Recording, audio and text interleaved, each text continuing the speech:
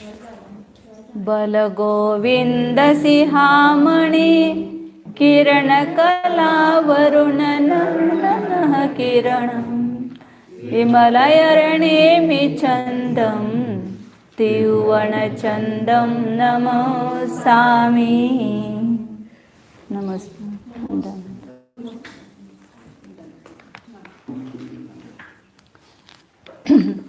श्री नेमिचंद्र आचार्य विरचित त्रिलोक सार नामक ग्रंथ है। इसमें अपन द्रव्यमान के दो भेद, संख्यामान और उपमामान। उसमें संख्यामान का पहले अपन ने स्वरूप देखा है, अब उपमामान का प्रमाण देख रहे हैं। इसमें उपमामान में अपन ने कल पहला जो है पल्योपम, उसका स्वरूप देखा है। पल्योपम किसको कहा कि एक प्रमाण योजन प्रमाण गड्ढा, व्यास उतने व्यास वाला और उतना ही गहराई वाला गड्ढा खोदा और उसमें जितने 7 दिन के भीतर के अभी के मतलब मेंढे के बालाग्र है उससे वो खचाखच भरा, और जितने बालाग्रों से वह गड्ढा भरा उतने बालाग्रों की जो संख्या है उसको व्यवहार पल्ले के रोम कहा। और एक एक रोम को कितने दिन में निकालेंगे? 100 वर्ष में। तो उसके समय हो गए व्यवहार पल्योपम के समय। वो कितने हो गए व्यवहार पल्योपम के समय? मध्यम युक्ता संख्यात प्रमाण। 100 वर्ष के समय को बालों की संख्या से गुना करेंगे तो बाल भी संख्या थी 45 अंक प्रमाण, और उसको गुना करेंगे तो वहाँ पर मध्यम युक्ता संख्यात प्रमाण आता है। फिर उस व्यवहार पल्योपम के एक एक रोमों को असंख्यात वर्ष के जितने समय हैं उतने टुकड़े करेंगे पुनः, तो वो जो रोमों की संख्या होगी उसको कहेंगे उद्धार पल्योपम। मतलब व्यवहार पल्योपम के रोमों की संख्या को असंख्यात वर्ष के समय से गुना करेंगे तो संपूर्ण किसके पल्य निकलेंगे? उद्धार पल्योपम के।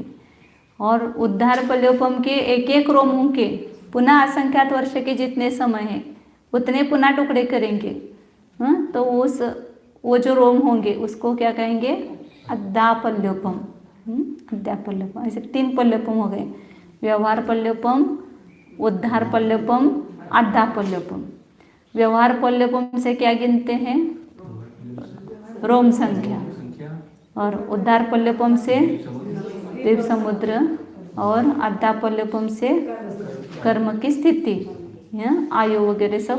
मतलब शास्त्र में जब भी पल्योपम आता है ना वो आधा पल्योपम ग्रहण करो। खाली द्वीप समुद्रों की संख्या कितनी है तो वो 2.5 उद्धार सागरोपम कहते हैं, तभी वो उद्धार लेना। बाकी सब जगह जो भी शास्त्र में वर्णन आएगा कर्मकांड वगैरह में, इसके पल्योपम जगन स्थिति है, इसकी इतनी है उतनी है, तो वहाँ पर पल्योपम मतलब आधा पल्योपम लेना। जो द्विरूपवर्ग धारा में भी जो आया था वो भी आधा पल्योपम आया था। उद्धार पल्योपम भी आएगा लेकिन बीच में कहीं आएगा। और जो आगे सूच्यंगुल का अपन प्रमाण निकालने के लिए जिस अर्धच्छेदों का विरलन करते हैं और जिसको पल्ले को देते हैं वो आधा पल्योपम ही है। सूच्यंगुल उसी से उत्पन्न होता है। अब आगे की दूसरा उपमामन कौन सा है? सागरोपम। पल्योपम के बाद सागरोपम, मतलब सागर की उपमा जिसको है उसको कहते हैं सागरोपम। तो उस सागरोपम का प्रमाण क्या है? तो उसका प्रमाण बता रहे हैं 102 नंबर की गाथा में। एदेसिं पल्लाणं कोडा कोडी हवेच 10 गुणिता तं सागरवमुत्सदो हवेच एकस्य परिमाणम्। एदेसिं पल्लानम, इन पल्यों को, कोड़ा कोड़ी 10 गुणिता, 10 कोड़ा कोड़ी से गुना करने पर, तम सागरोवमस्य एकस्य सागरोवमस्य परिमाणम हवेच, एक सागरोपम का प्रमाण होता है। जैसे व्यवहार पल्योपम जो है उसके रोम संख्या कितनी है? 41। ये और आगे सब संख्या लेना, इसको 10 कोड़ा कोड़ी से गुना करो। कोड़ा कोड़ी गुणित कोड़ा कोड़ी तो क्या आएगा? यह व्यवहार सागरोपम आएगा। पल्योपम व्यवहार है तो सागरोपम भी व्यवहार सागरोपम आएगा।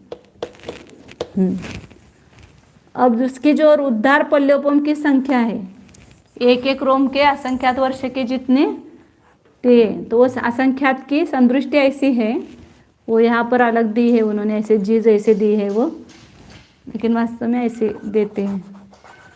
इसको 10 कोड़ाकोड़ी से गुना करेंगे, उद्धार पल्योपम को 10 कोड़ाकोड़ी से गुना करेंगे तो उद्धार सागरोपम होगा, उद्धार सागर।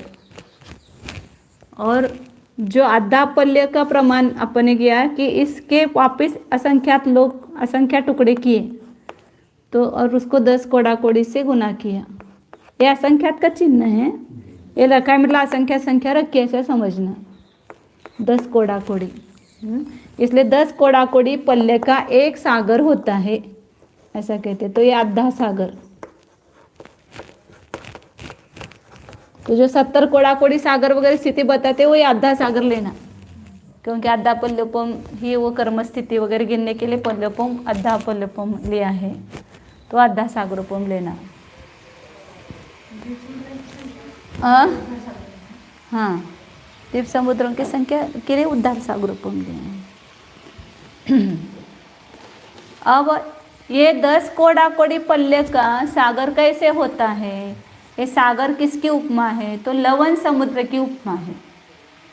लवण समुद्र की संख्या को लवण समुद्र की उपमा दी है। तो फिर कैसे 10 कोड़ाकोड़ी पल्य उसमें आते हैं सागरोपम में?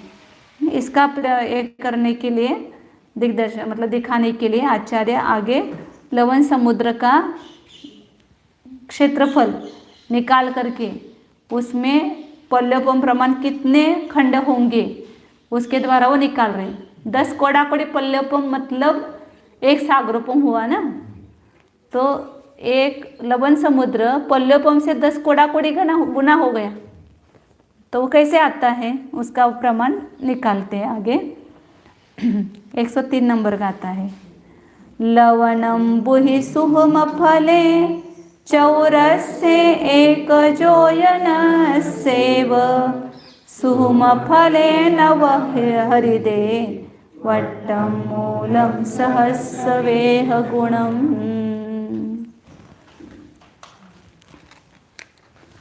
लवणम बुहि माने लवण समुद्र, उसके सूक्ष्म फल में, बस लवण समुद्र का सूक्ष्म क्षेत्रफल निकालना, उसमें चौरस्य एक योजनस्यैव उसके चौकोन में 1 योजन के जो सूक्ष्म फल आएगा, मतलब 1 प्रमाण योजन किसका व्यास है?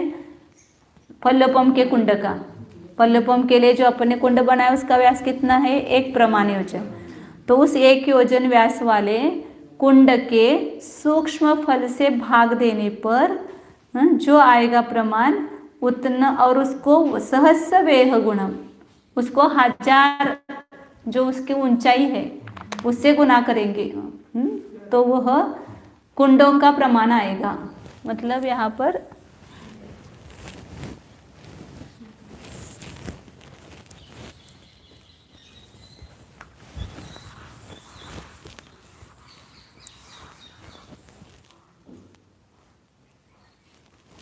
पहले सूत्र लिखती हूँ कि लवण समुद्र का सूक्ष्म क्षेत्रफल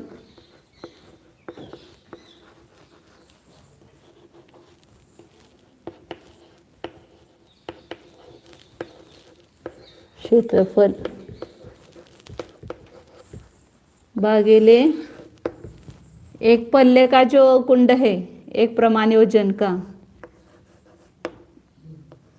प्रमाण योजन का सूक्ष्म क्षेत्रफल ने उस व्यवहार पल्योपम के कुंड का सूक्ष्म क्षेत्रफल कहो तो भी चलेगा।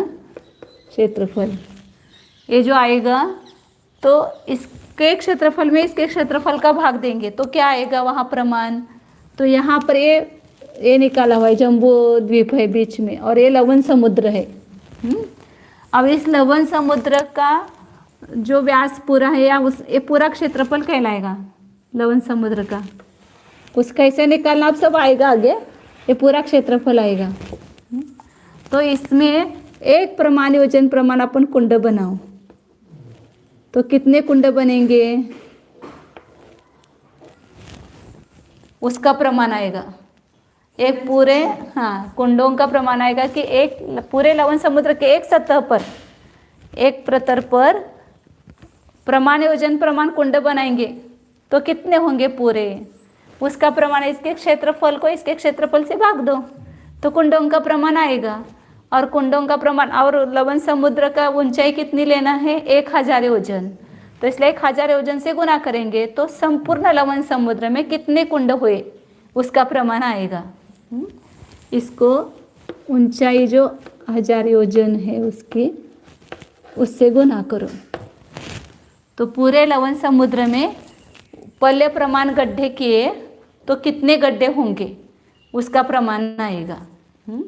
तो उससे कुंडों का प्रमाण तो उसको गहराई में लेंगे, पहले एक सतह पर लेंगे, एक प्रमाण योजन गहराई, एक प्रमाण योजन व्यास वाले, ऐसे कुंड करेंगे तो कितने निकले वो आएगा प्रमाण पूरा। फिर उसके ऊंचाई एक योजन के एक ऊंचाई, तो 1000 में 1000 हो जाएंगे ना, 1000 योजन ऊंचाई में कितने गड्ढे हो जाएंगे, 1000 हो जाएंगे, इसलिए उसको 1000 योजन से गुना करेंगे तो वहाँ पर कुंडों का प्रमाण, मतलब पूरे लवण समुद्र में व्यवहार पल्लेपम प्रमाण कुंड करेंगे तो उन कितने होंगे ये निकलता है। फिर उस कुंडों के बालों को उससे गुना करेंगे तो सब लवण समुद्र के बाल आ जाएंगे पूरे। पहला भी यहाँ पर एक अपन स्टेप से देखेंगे तो सब समझ में आएगा। अब आगे लवण समुद्र का फिर क्षेत्रफल, सूक्ष्म क्षेत्रफल क्या है, इसको कैसे निकालेंगे, उसके लिए सूत्र आगे का देते हैं।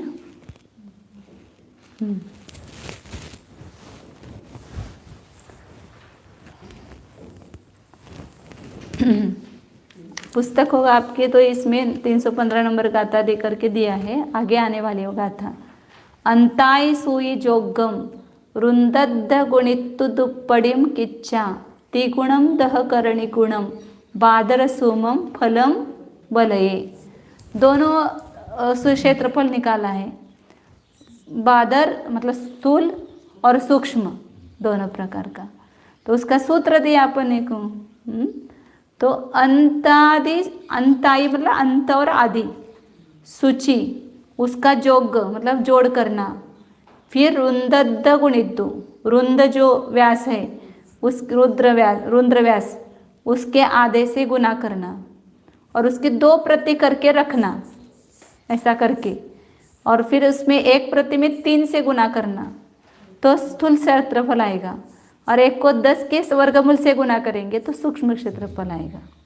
2 प्रकार का क्षेत्रफल निकाला है, सूक्ष्म और स्थूल। पहला भी सूत्र देखते हैं, क्या बताए सूत्र, अंत सूची प्लस आदि सूची,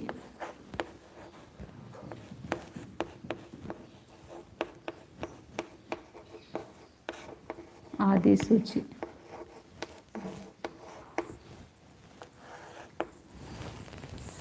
उसको व्यास, रुद्र व्यास के आधे से गुना करना, रुद्र व्यास।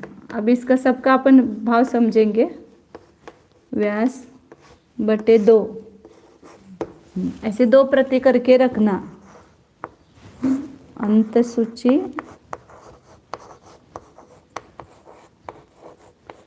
प्लस आदि सूची,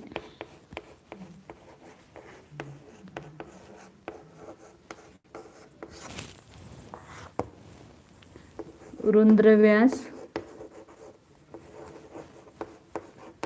बटे 2, ये 2 प्रति की, तो 1 को 3 से गुना करो तो ये स्थूल क्षेत्रफल आएगा लवण समुद्र का,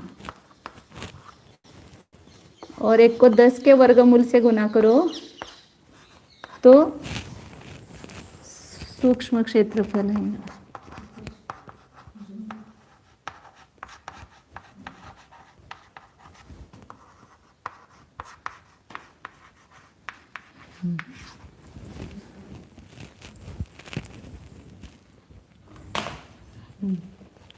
अब ये 3 प्रमाण अपने को प्राप्त करना है, अंत सूची क्या है, आदि सूची क्या है, रुद्र व्यास क्या है, हाँ इसको समझना है। तो यहाँ थोड़ा इधर आ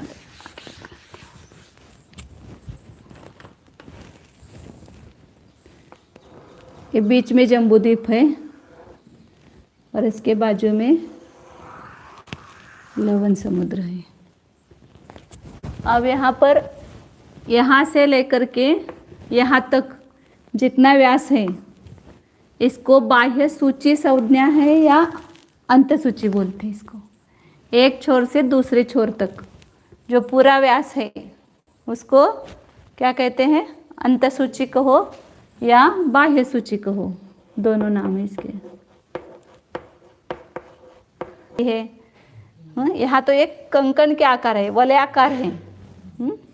पूरा यदि गोल होता खाली, ये बीच का नहीं लेना है हिस्सा, ये हाँ लवण समुद्र का हिस्सा और ये बीच का हिस्सा, तो ये पूरा ऐसा क्षेत्रफल निकालना है इसका। इसका कितना क्षेत्रफल है?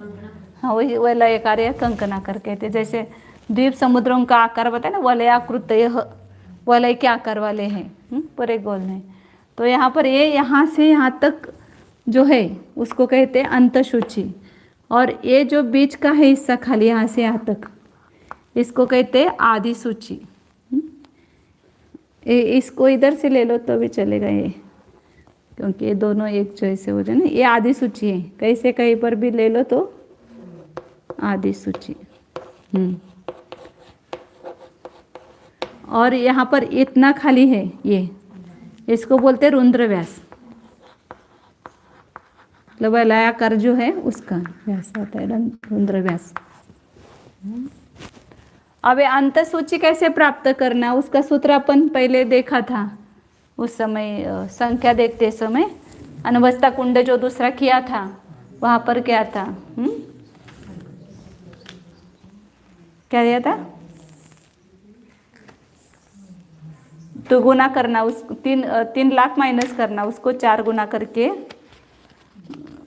उसका वर्ग किया था शायद।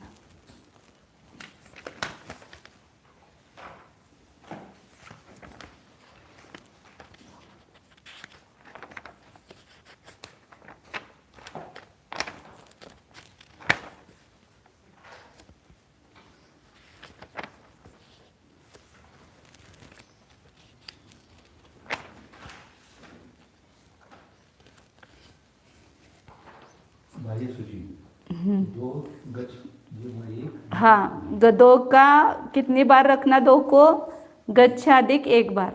विवक्षित कुंड का सूची व्यास निकालने के लिए गच्छाधिक 1 बार 2 रखना, परस्पर गुना करना और उसमें 1 लाख से गुना करना और -3 करना।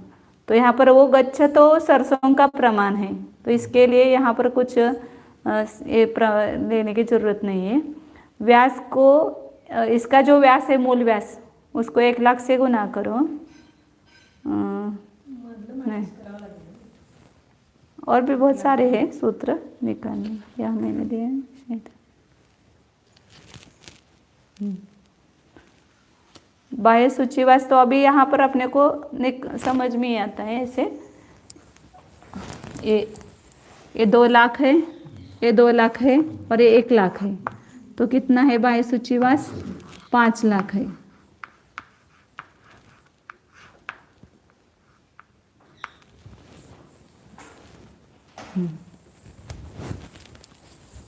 यहाँ अपन ऐसा ले सकते हैं, 2 गच्छे हुआ ना, तो 2 दूनी 4 और 4 दूनी 8, 8 में से 3 कम करना। मतलब यहाँ पर लवण समुद्र दूसरा है ना, तो 2 गच्छे हुआ और उसमें 1 मिलाना, ऐसा उन्होंने दिया है ना। 2 का कितनी बार रखना? गच्छ प्लस 1 बार, गच्छ प्लस 1, उसको 1 लाख से गुना करना और -3 लाख करना, 3 लाख करना। तो यहाँ पर गच्छ 2 है, लवण समुद्र दूसरा है ना, गच्छ 2 है, 2 में 1 प्लस करो तो 3 हो गया। तो 3 बार 2 का अंक रखेंगे और परस्पर गुना करेंगे तो क्या आएगा? 8 लाख, 8 आएगा। 8 गुणित 1 लाख मतलब 8 लाख हो जाएगा, और -3 लाख मतलब बराबर 5 लाख। मतलब ये अभी छोटा है, इसलिए इसको निकालने के अपन तुरंत कहते कि ये 2 और 1 4 हो, 5 हो गया। 10 नंबर का समुद्र है, तो उसकी सूची व्यास कितना है? बाह्य सूची व्यास, तो उसको निकालने के लिए सूत्र बताए हैं।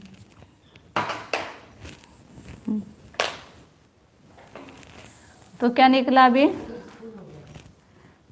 नहीं, ये तो ये निकला बाह्य सूची व्यास, अंत सूची व्यास कहो, बाह्य सूची व्यास कहो, अंत सूची व्यास कहो, ये 5 लाख है अंत सूची।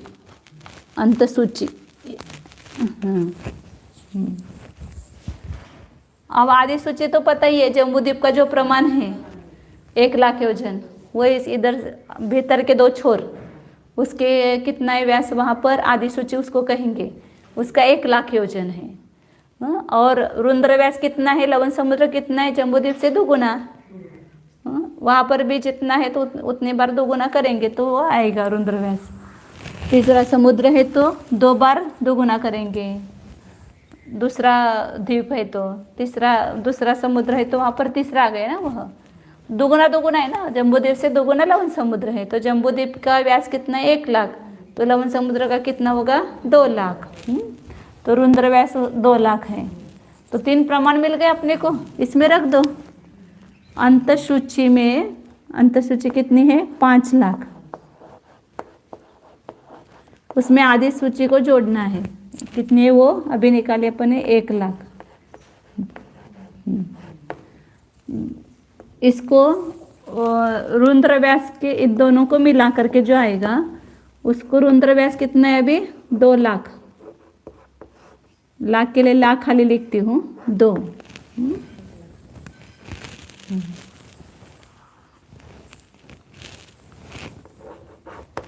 और इसको 3 से गुना करते हैं तो डायरेक्ट क्षेत्रफल आ जाएगा इसमें।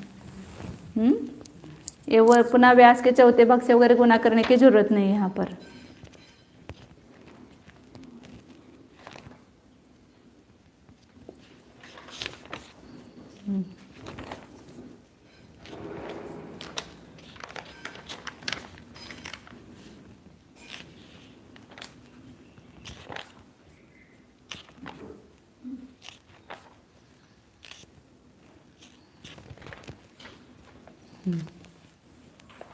दो लाख बटे 2 गुणित 3 किया तो ये क्या आया, स्थूल क्षेत्रफल आ गया।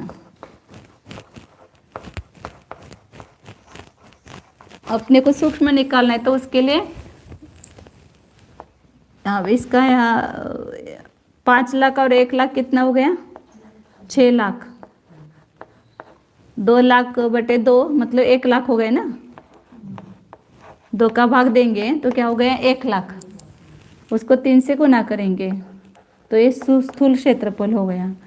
और 6 लाख गुना 1 लाख बराबर 6 लाख लाख हो गया, 10 जीरो आ जाएंगे 6 के ऊपर, लाख लाख 6 लाख गुना लाख, लाइक सब में बीच में गुना है इसे समझना।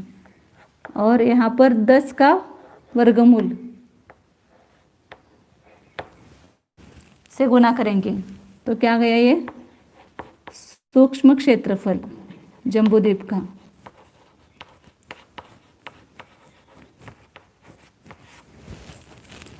जम्बूद्वीप का सूक्ष्म क्षेत्रफल किती खाली दिसते काय 6 लाख लाख गुणित 10 का वर्गमूल बराबर सूक्ष्म क्षेत्रफल किसका आया यह लवण समुद्र का, मतलब पूरा जो है ना लवण समुद्र के 1 योजन प्रमाण ये इसे परत ले लो 1 प्रतर, तो उसका प्रमाण इतना आया 6 लाख गुणित लाख गुणित 10 का वर्गमूल लेना है। तो ये पूरी संख्या जो है वर्गमूल में ही अपन इसको करेंगे, वर्गमूल में ही करेंगे इसको, तो क्या हो जाएगा 6 लाख लाख गुणित 6 लाख लाख गुणित 10 वो वर्गमूल में आ जाएंगे। अब इसको मिटाती हूँ इस सूत्र को।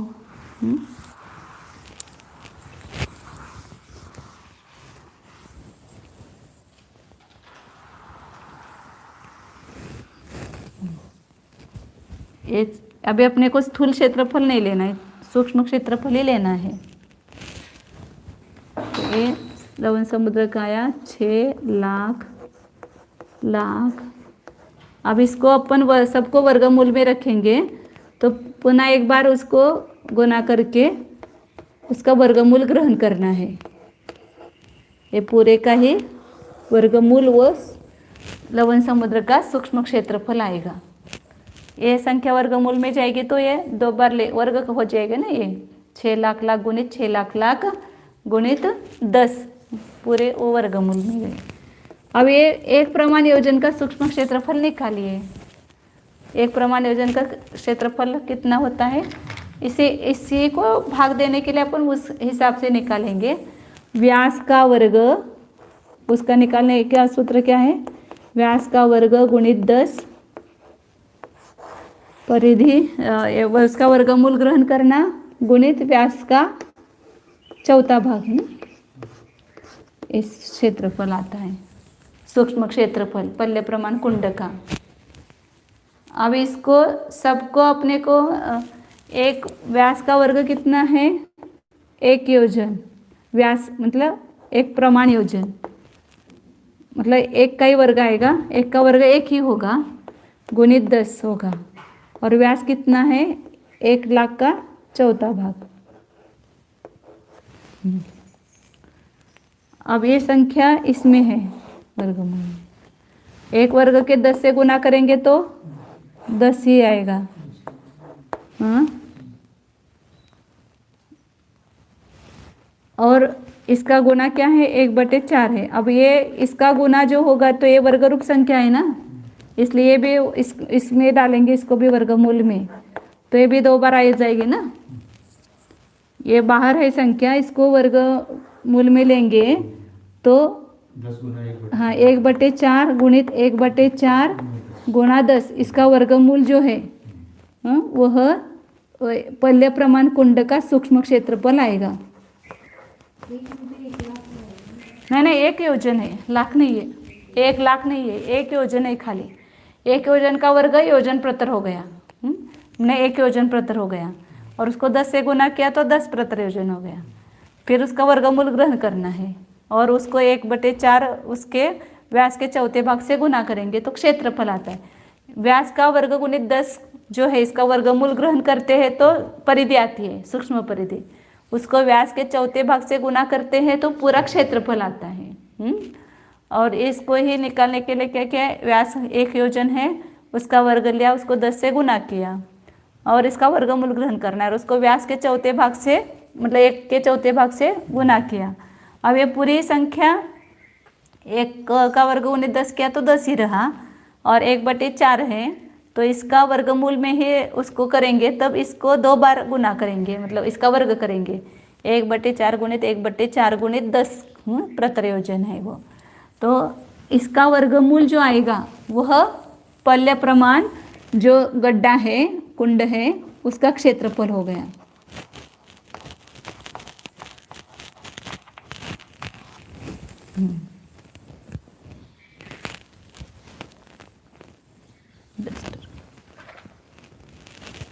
इसकी वासना पहले बताओ क्या, ये बाद में बताओ।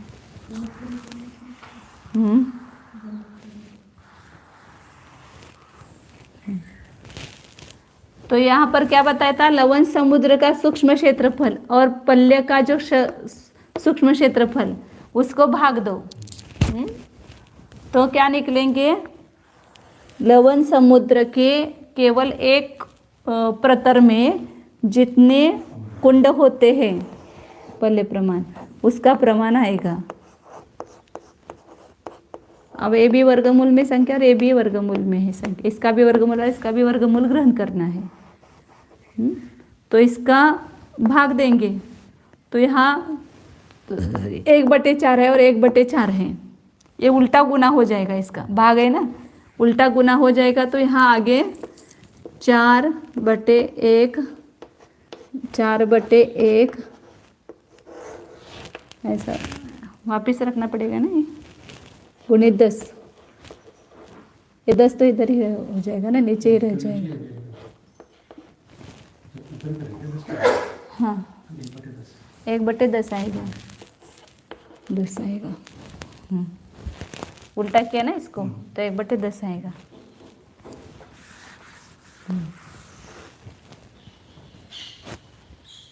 ये गुना है अब, तो यहाँ 6 लाख है और यहाँ 4 है, तो क्या हो जाएगा 24 लाख गुणित लाख, और इस 4 से इसको गुना करो तो 24 लाख गुना लाख,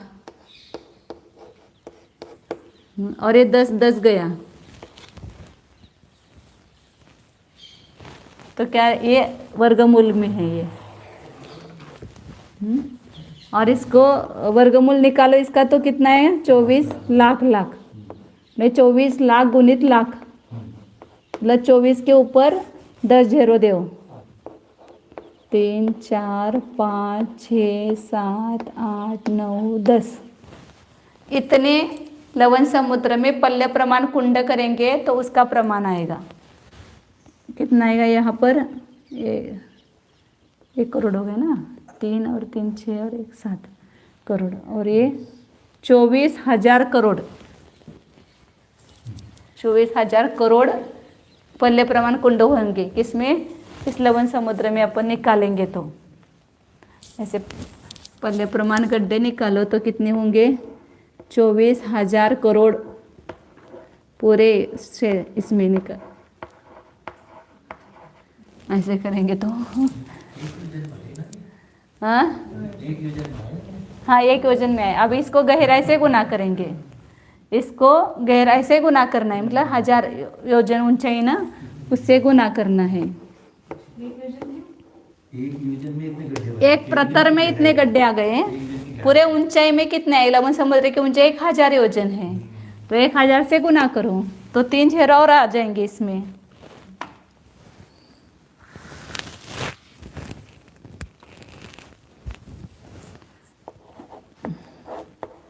नहीं, वहाँ तो ऐसे सामान्य उत्तर वैसा ही दिया है, कुछ निकाला नहीं। 24 लाख लाख गुणित 1000, 24 लाख लाख गुणित 1000, मतलब पूरे लवण समुद्र में इतने कुंड होते हैं, तो वैसा ही रखा है वो। मैंने अपने को प्रमाण इतना समझ ये नहीं होता है ना, उसकी महिमा नहीं आती है। 2 3 4 5 6 7 8 9 10 11 12 और 13, कुछ रह गया क्या, 13 है ना, हाँ 13, हाँ तो 2 करोड़ 40 लाख आएगा ना, 2 3 4 5 6 7, 2 करोड़ 40 लाख करोड़, 2 कोटि 40 लाख करोड़, 2 कोटि 40 लाख करोड़ कुंडों का प्रमाण आता है पूरे लवण समुद्र में। कुंड बनाएंगे इतने, पल्योपम प्रमाण कुंड बनाएंगे तो इतने कुंडों का प्रमाण आता है। 2 कोटि 40 लाख करोड़, 40 लाख करोड़ पुनः।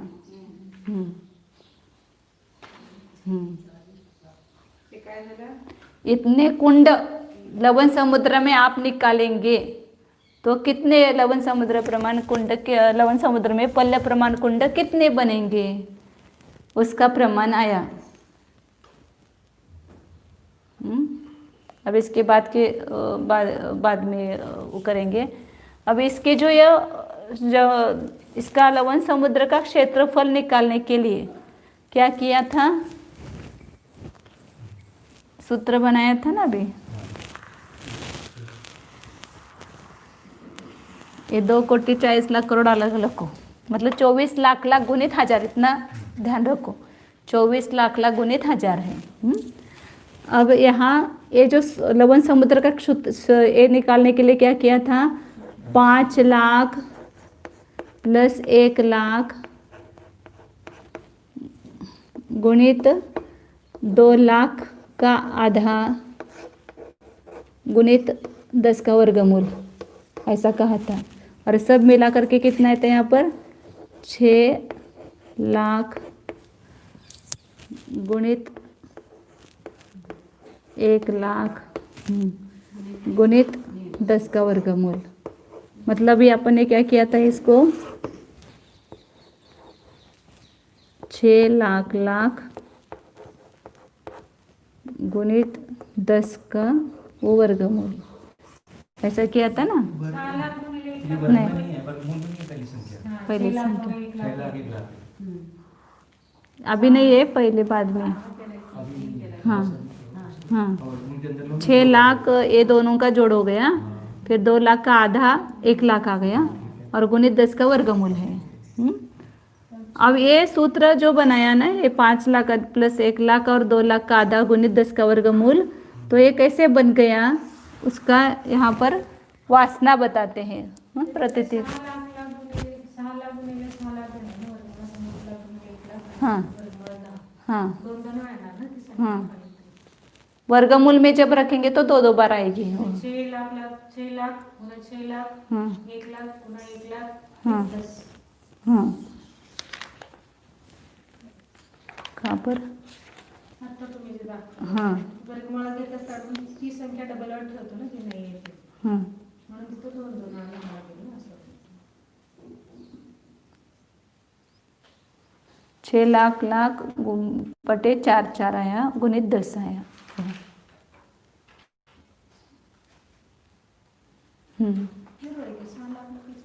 6 लाख गुणित 6 लाख गुणित 10, 6 लाख गुणित 6 लाख गुणित 10 ऐसा है चतुस्र क्षेत्र की भुजा का प्रमाण है और रुद्र व्यास 2 लाख योजन के अर्ध भाग ऐसे आएगा वहाँ पर। तो ये कैसे ये निकाला, तो उसके लिए आकृति के माध्यम से उसको दिखाया है। तो यहाँ जो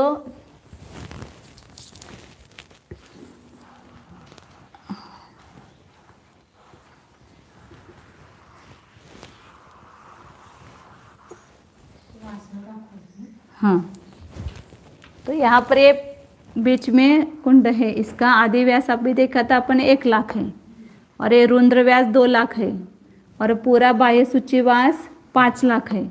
अब इसको बीच में से काट करके इसको पूरा फैलाएंगे तो इसका विषम आयत चतुरस्र हो जाएगा।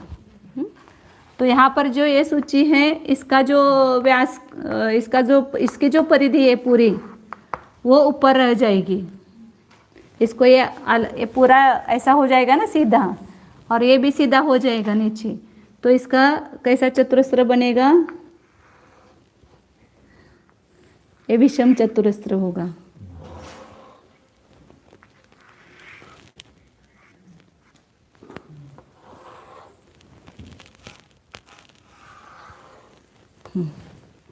तो यहाँ पर इसकी जो परिधि है वो यहाँ पर आएगी 1 लाख गुणित 1 लाख गुणित 10 का वर्गमूल, बराबर है ना। इसकी परिधि ऊपर आएगी और ये जो पूरी परिधि है वो नीचे आएगी। वो कितनी है?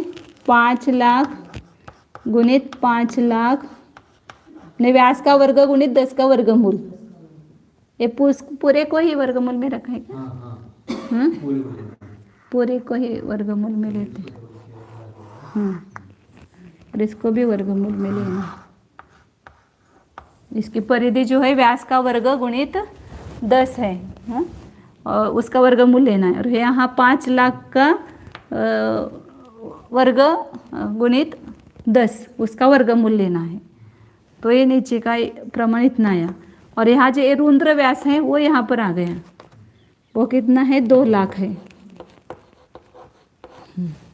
अब यहाँ पर इसको बराबर समान बनाएंगे।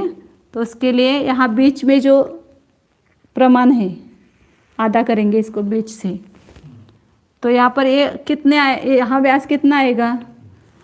तो इन दोनों व्यासों को जोड़ करके आधा करो तो उतना ही यहाँ पर आता है। कभी भी अभी जैसे आधो लोग का भी निकालेंगे ना, तो वहाँ पर भी 7 राजू है, तो हर एक स्थान पर वहाँ बीच में कितना कितना उसका व्यास आता है वो निकालते हैं। तो यहाँ पर ये चौड़ाई कितनी है, विस्तार कितना है, तो इन दोनों का जोड़ करेंगे तो 5 लाख गुणित 5 लाख गुणित 10 और 1 लाख गुणित 1 लाख गुणित 10, तो कितना हो जाएगा? 6 लाख। 6 लाख गुणित 6 लाख गुणित 10, और इसका क्या करना है? आधा करना है। 2 बार करेंगे ना आधा, क्योंकि वर्ग रूप संख्या इसलिए यहाँ पर 2 बार 2 का भाग आएगा।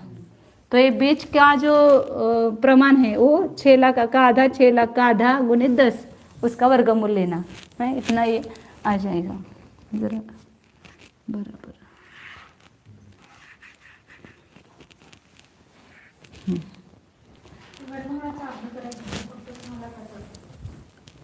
मतलब आधा करना, पूरी संख्या को आधा करना है।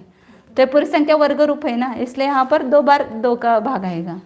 यदि सभी संख्या का बोलते तो 10 का भी नहीं करना। 10 नहीं करेंगे, 10 तो सीधी संख्या है, 5 लाख को 6 लाख गुना इसका करेंगे तो आ जाए। ऐसा किया तो क्या बिगड़ता है? वही ठीक है। हाँ वही ठीक, पूरे प्लस 2 का भाग आधा करना है, और इनको तो पूरे का वर्गमूल निकालना है ना अपने को, तो पूरे का करके 2 का भाग देना है, तो यहाँ पर वर्ग रूप संख्या इसलिए 2 किया। ये समझने के लिए अपन ने ऐसा किया है पूरा बस।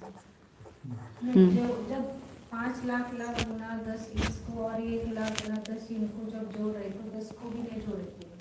नहीं, आप करो ऐसे, सुनो, 5 लाख है ना नीचे, इसको बाहर कर लो, 1 को 10 को अंदर ही रहने दो।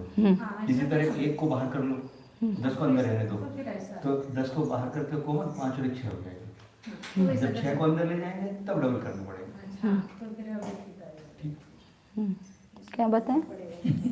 जोड़ कर रहे थे ना, नीचे ऊपर का जोड़ कैसे करें? 10 का भी जोड़ करना चाहिए, जब 5 और 1 का किया, 10 का नहीं करेंगे। जैसे 5 लाख 2 बार है नीचे, इसको वर्ग से बाहर कर लो, वर्गमूल से 2 है तो 1 5 लाख हो जाएगा। इसी तरह 1 लाख ऊपर है, उसको वर्गमूल से बाहर कर लो। और ये जो अंडर रूट ये वर्गमूल 10 बचा, इसको बाहर कॉमन लेके 5 लाख और 1 लाख जोड़ लो, ये 6 लाख हो गया। 6 लाख हो, तो कॉमन रखेंगे उसको 10 को। तो 6 लाख अंडर रूट ये वर्गमूल 10 रह गया। अब 6 लाख को जब अंदर ले जाएंगे, इसको पहले आधा कर लो, तो 6 लाख बटे 2 हो गया, और 6 लाख बटे 2 को अंदर ले जाएंगे वर्गमूल में, तो उसको डबल करेंगे, 6 लाख बटे 2, 6 लाख बटे 2। मतलब यहाँ पर ये प्लस करने के लिए 5 लाख गुणित 5 लाख हाँ गुना 10 है, तो उसको बाहर करेंगे ना इसको। 6 लाख को फिर 5 लाख को बाहर करो, 10 को अंदर रहने दो। हाँ एक ही 5 लाख को बाहर 5 लाख बाहर किया और 1 लाख बाहर किया। हाँ 1 लाख बाहर कर लो, हाँ ये प्लस हो गया, और इसको ब्रैकेट कर ये करना पड़ेगा 5 लाख और 10 का वर्गमूल जमा प्लस 1 लाख और 10 का वर्गमूल, तो ये 5 लाख और 6 लाख का ये कॉमन निकला, और फिर 5 लाख और 1 लाख का प्लस करेंगे तो 6 लाख हो जाएगा। 6 लाख को ये आधा कर दो, हाँ और 6 लाख को आधा करना, और इसको अंदर ले जाओ, आधा करना है, फिर इसको वर्गमूल में लेंगे तो 6 लाख बटे 2 गुणित 6 लाख बटे 2 गुना 10। एक इसका प्रमाण आया, बीच का जो व्यास है उस वो आ गया यहाँ पर। इसका 6 लाख बटे 2 गुणित 6 लाख दाखो इकडं 2 गुणित 10।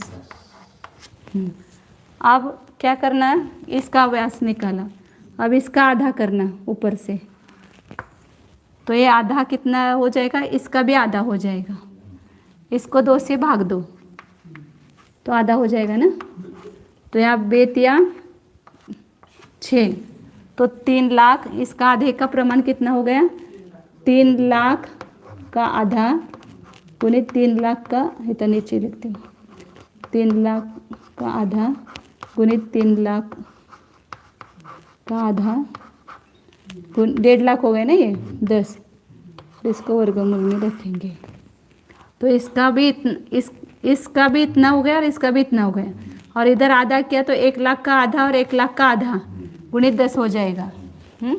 और ये भी 1 लाख का आधा गुणित 1 लाख का आधा गुणित 10 का वर्गमूल, ये हो जाएगा।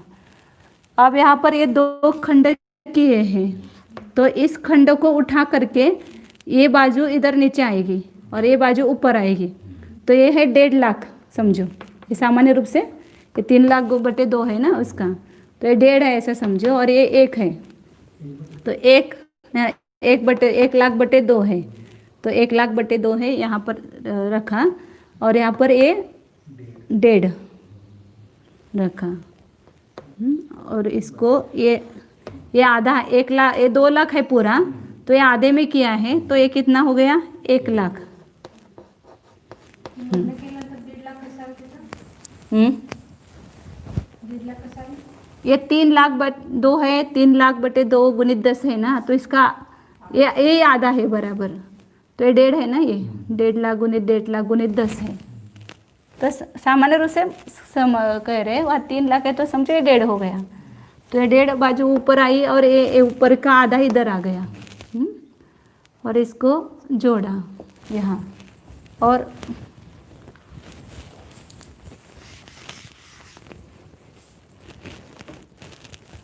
ये आधा भाग इधर जोड़ा, ये 1.5 और ये आधा, ऐसे मिला करके ये बन गया। हाँ, तो इधर ये 1.5 और इधर ये 1.5 समझो तो 3 हो गए ना, और बीच में 3 है, तो ये पूरा 6 लाख गुणित 6 लाख गुणित 10 का वर्गमूल हो गया। ये नीचे जितना है उतना ही ऊपर हो गया ना यहाँ पर। ये 5 लाख गुणित 5 लाख गुणित 10 था, और ये बीच में आधा लाख गुणित आधा लाख, मतलब 1 लाख बटे 2, 1 लाख बटे 2 और गुणित 10 इधर हो गया। ये 1 लाख 2 गुणित 1 लाख बटे 2 गुणित 10, ये वर्गमूल में, और इतना ही इधर हो गया। ये इसको थोड़ा बराबर 1 लाख बटे 2 गुणित 1 लाख बटे 2 गुणित 10, इतना ही इधर हो गया। तो ये सब मिला करके कितना हो गया? हाँ, तो ये 1 लाख का आधा, 1 लाख का आधा और उधर 1 लाख आधा और 1 लाख आधा मिलाएंगे तो पूरा 6 लाख हो गया ना। 6 लाख का आधा गुणित 6 लाख गुणित 6 लाख गुणित 10 का वर्गमूल हो गया। ये पूरा जोड़ेंगे तो 1 लाख का आधा, मैंने आप 5 लाख ऐसा समझो, और इधर आधा और उधर आधा, तो 6 लाख हो गए ना, पूरा 6 लाख।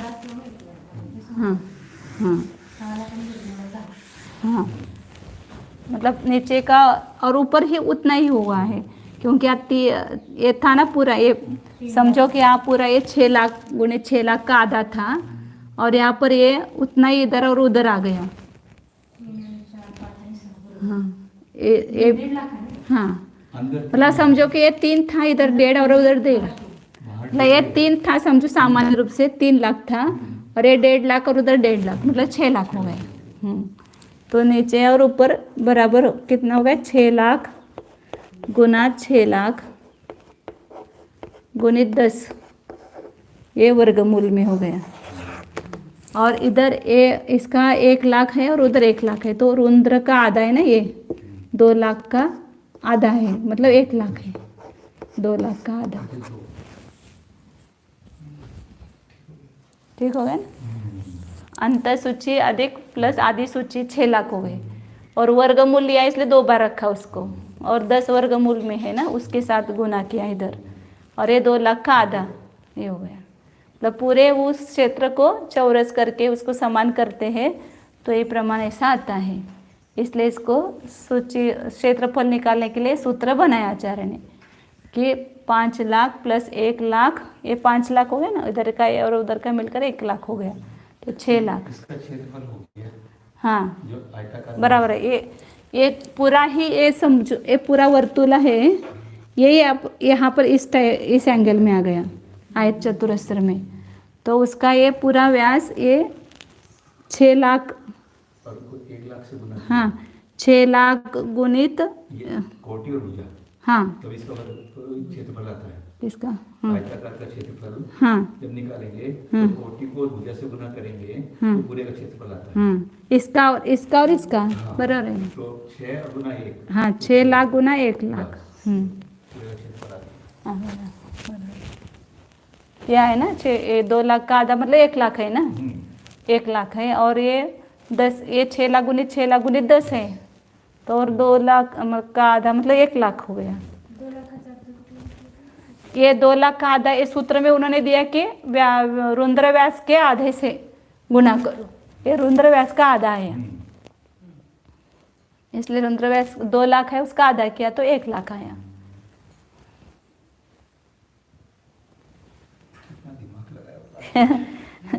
जंगल में बैठ कर क्या क्या करते पता नहीं।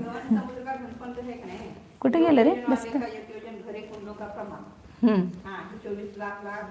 तो ये पूरा मैटर इतना ही हो गया। ये पूरा जो है ये गोलाई, ये पूरा गोलाई प्रमाण क्षेत्रफल जो है ये इस एंगल में आ गया पूरा पूरा।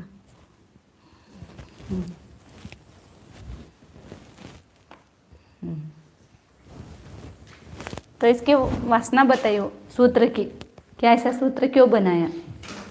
अब अपने को क्या निकालना है कि पूरे लवण समुद्र में पल्य प्रमाण कुंड करेंगे तो कितना प्रमाण आता है उसको निकाला था अपने। 24 लाख 24 लाख गुणित लाख गुणित 1000, मतलब ही 2,40,00,000 करोड़ कितने कुंड आए थे। अब आगे क्या करना है वो देखते हैं। 104 नंबर की गाथा है। रोमहदं छक्केश जलोस्य गे पनुविस समयात्ति संपादं कर्यहि दे केसे ही सागरोत्पत्ति। अब पूरे कुंड का प्रमाण आ गया, तो एक कुंड में कितने बाल आते हैं उसको उससे गुना करो तो पूरे लवण समुद्र के बाल हो जाएंगे। एक कुंड में इतने बाल, तो इतने कुंडों में कितने बाल, बालों का प्रमाण निकलेगा ना। रोम संख्या लवण समुद्र में रोमों की संख्या निकलेगी। इसको मतलब प्रमाण राशि एक कुंड में इतने बालों का प्रमाण, फल राशि बाल जो है 41 अंक 41 से चालू किया, वो इतने बाल है, तो इतने कुंडों में इच्छा राशि कुंड आएंगे, उसमें एक कुंडों का प्रमाण 24 लाख वगैरह 1000। इतने कुंडों में कितने बाल आएंगे तो पूरे लवण समुद्र में बालों की संख्या हो जाएगी।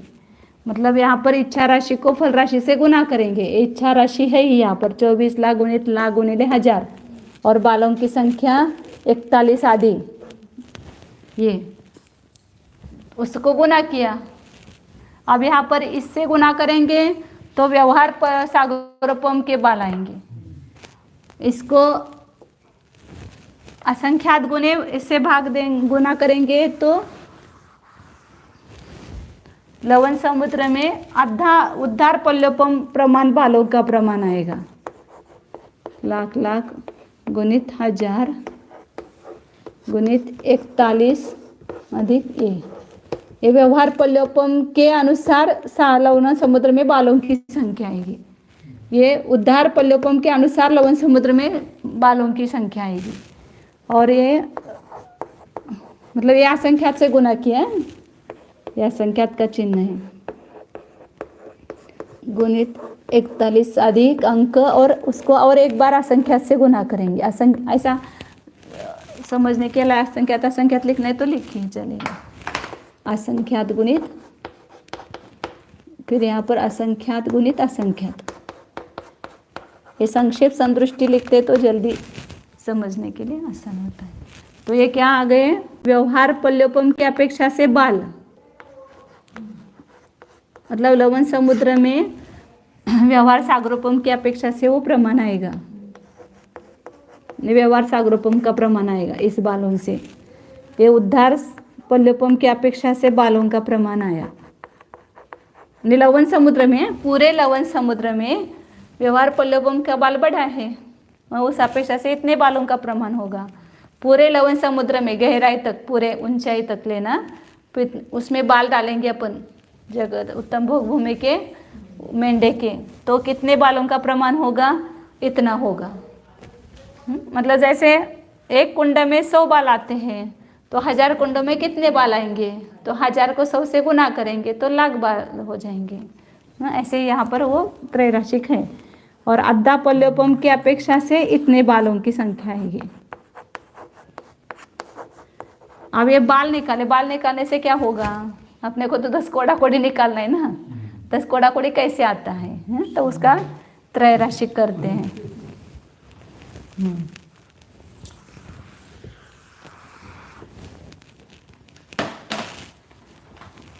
प्रमाण राशि, ये गाथा भी पढ़ी थी ना अपन ने, रोमहदम। हाँ, तो उसमें बताया है कि 6 बालों को 6 बालों का बाल जितनी जगह में आते हैं, 6 बाल के जितनी क्षेत्र लगता है 6 बालों के लिए, उतने क्षेत्र का जल निकालने के लिए देवों को कितने समय लगते हैं?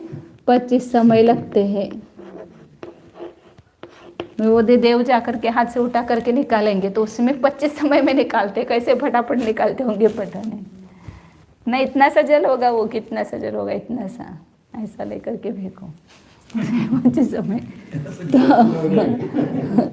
पूरा लवण समुद्र में जितने बाल हैं उतने प्रमाण जल को, मतलब पूरे लवण समुद्र के बाल को निकालने के लिए, उसमें जल को निकालने के लिए, खाली करने के लिए कितना समय लगेगा? 6 बाल नहीं निकालना, जल निकालना। 6 बालों का जितना क्षेत्र है उतने में जितना पानी आता है उसको निकालने के लिए 25 समय लगते हैं। तो पूरे मतलब ये लवण समुद्र में इतने बाल का क्षेत्र है समझो वहाँ पर, तो उसको कितने समय लगेंगे? अपन यहाँ आधा पल्लपम का ही निकालते सीधा, तो बाकी का तो अपने आप निकलता है। 6 लाख लाख गुणित 1000 गुणित 41 और असंख्यात असंख्यात है ना उसमें, मतलब इसकी संख्या। हाँ,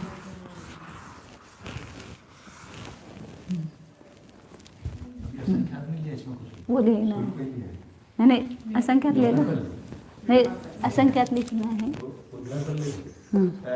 आधा पल्लपम, वो उदार पल्लपम निकालना है तो एक बार असंख्यात से गुना करो, और एक बार सागरोपम निकालना है तो एक बार भी असंख्यात मत दो। तो यहाँ पर क्या करेंगे? फल राशि मतलब 6 बालों की जितनी जगह है उतने जल को निकालने के लिए 25 समय, तो इतने बालों की जो जगह है उसमें जो जल है उसको निकालने के लिए कितने समय लगेंगे, उसका प्रमाण आएगा।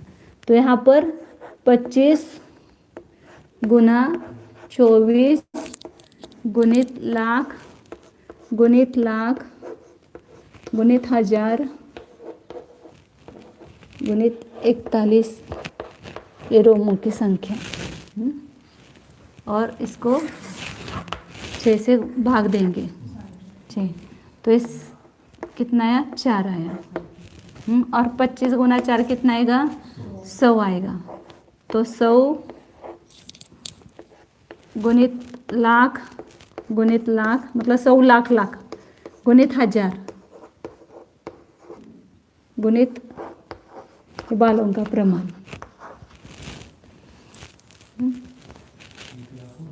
हाँ हाँ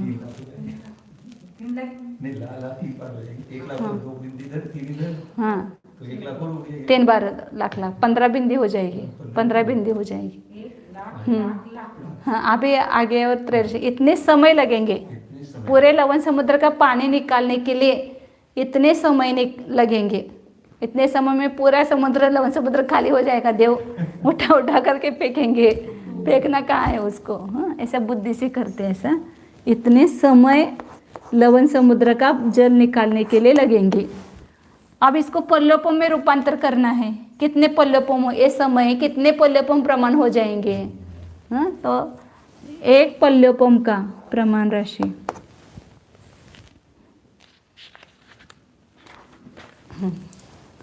इतने बालों का,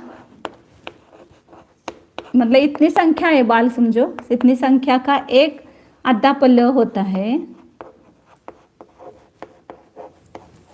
तो इतने समयों के कितने पल्लवों होंगे?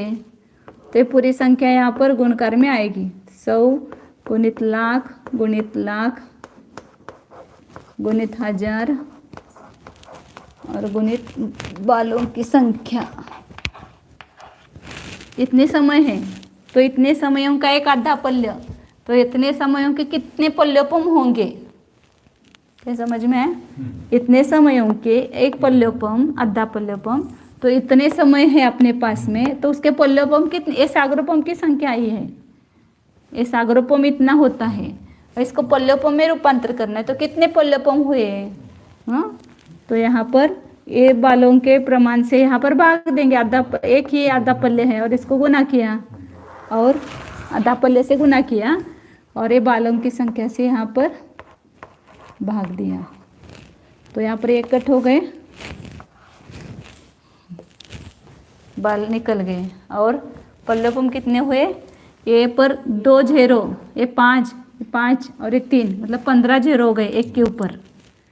1 2 3 4 5 6 7 8 9 10 11 12 13 14 15, मतलब 7 0 के 1 करोड़ होता है ना, 7 0 का 1 करोड़,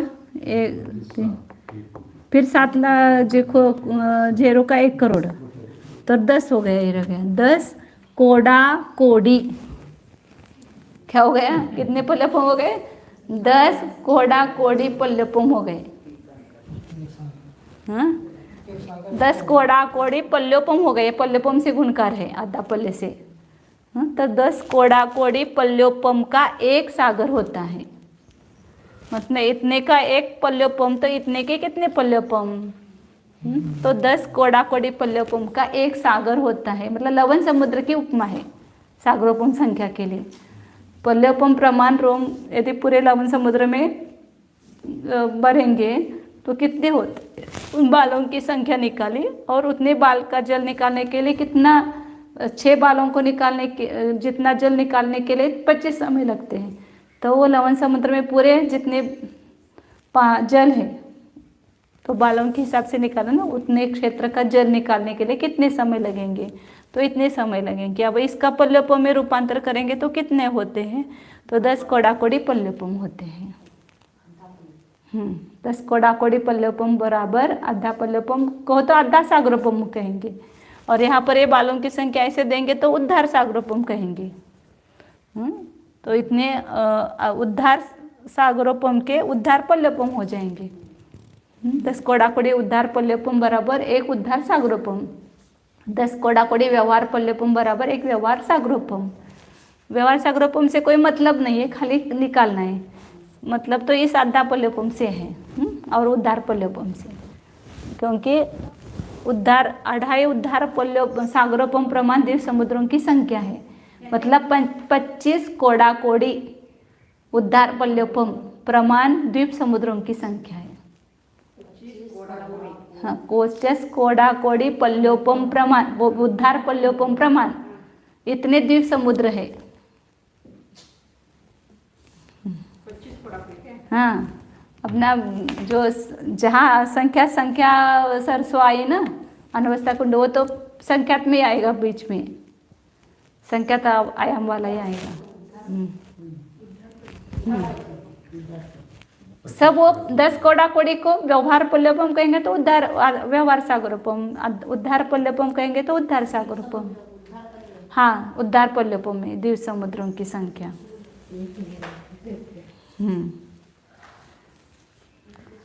अब ये सागरोपम का प्रमाण निकाला। अब सागरोपम ये गाथा लगाती हूँ खाली, 104 नंबर की गाथा। रोमहदम छक्केस जलोस्सेगे, जो रोम से हत 6 केसों के जल को उससे मतलब निकालने में 25 समयत्ति 25 समय होते हैं। तो इस प्रकार संपादन मतलब त्रैराशिक संपादन करके केसों के द्वारा भाग देने पर सागर की उत्पत्ति होती है। ये बालों के द्वारा ये 6 का भाग दिया ना, तो सागरोपम की उत्पत्ति हो गई। उतने समय मतलब 1 सागरोपम, और वो 1 सागरोपम में पल्योपम में रूपांतर करने के लिए एक किया। अब इसके आगे सागरोपम के अर्धच्छेद कितने हैं वो निकालते हैं, क्योंकि सागरोपम संख्या द्विरूप वर्ग धारा में नहीं है। द्विरूप वर्ग धारा में हो तो फिर उसके आगे आगे के अर्धच्छेद दुगुने दुगुने होते हैं, या विरलन राशि और उससे निकालते हैं। विरलन राशि के अर्धच्छेद, विरलन राशि गुणित दे राशि के अर्धच्छेद बराबर उत्पन्न राशि के अर्धच्छेद, लेकिन वो विरलन दे क्रम से भी उत्पन्न हुई नहीं है। तो फिर इसके कैसे निकालेंगे अर्धच्छेद, तो उसका सूत्र बता रहे। यही सब जीवकांड की टीका में उद्धृत है, ये गाथा ही सब लास्ट में आई ना, 7-8 गाथा आई है अब से आगे लेकर के।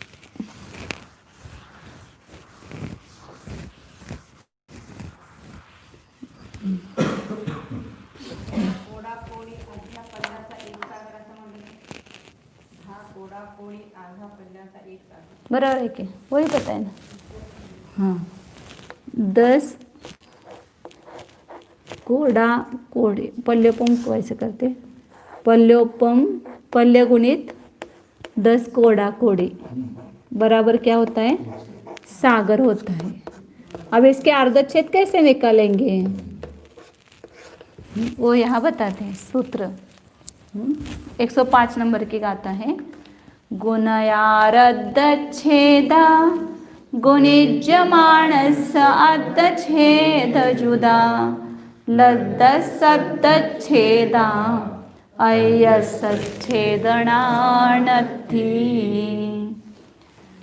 गुणकार के अर्धच्छेद गुणिज्यमान राशि के अर्धच्छेदों से युक्त करने पर लब्ध के अर्धच्छेद होते हैं। लब्धस्य अर्धच्छेदा अयस्य छेदना नथि, जो अधिक है उसके यहाँ अधिक की छेदना नहीं है। हाँ नहीं, सागरोपम के अर्धच्छेद, ये या तो सामान्य सूत्र दिया अपने को, कोई भी राशि गुण्य गुण का रूप है तो उसके लिए अर्धच्छेद निकालने का ही सूत्र है। गुण्य राशि के अर्धच्छेद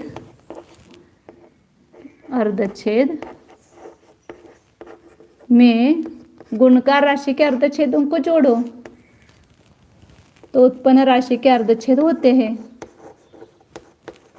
गुणकार अर्धच्छेद जोड़ने पर बराबर जो राशि उत्पन्न होती है उसके अर्धच्छेद आते हैं। अर्धच्छेद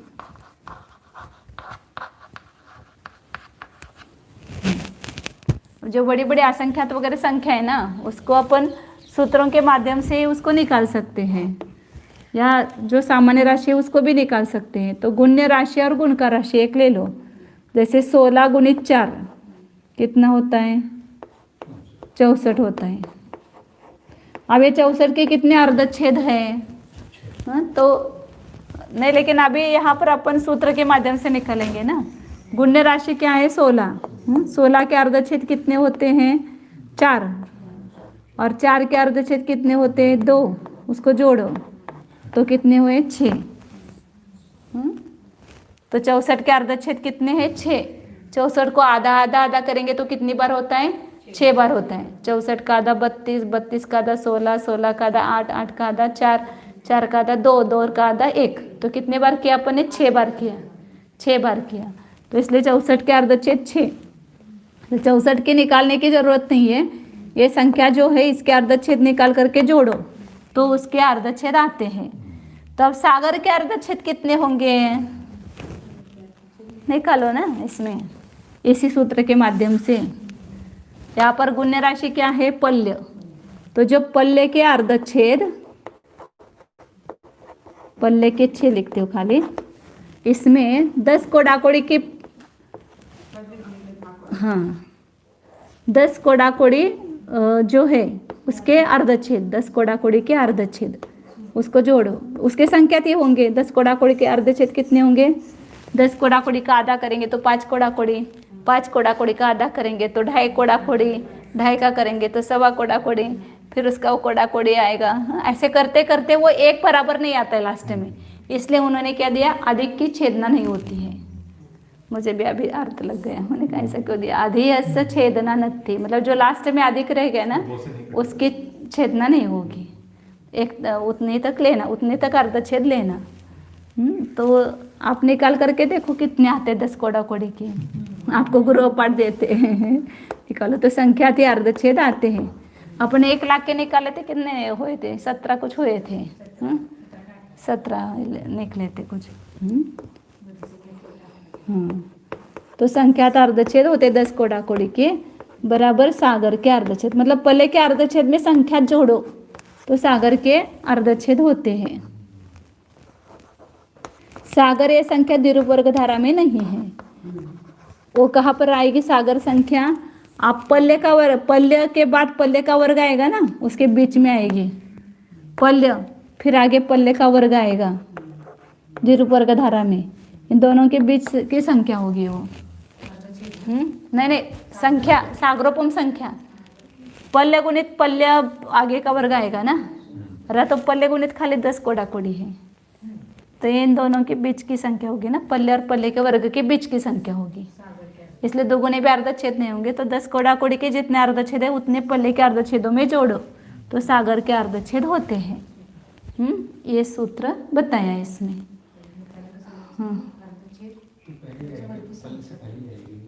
हाँ, किसके?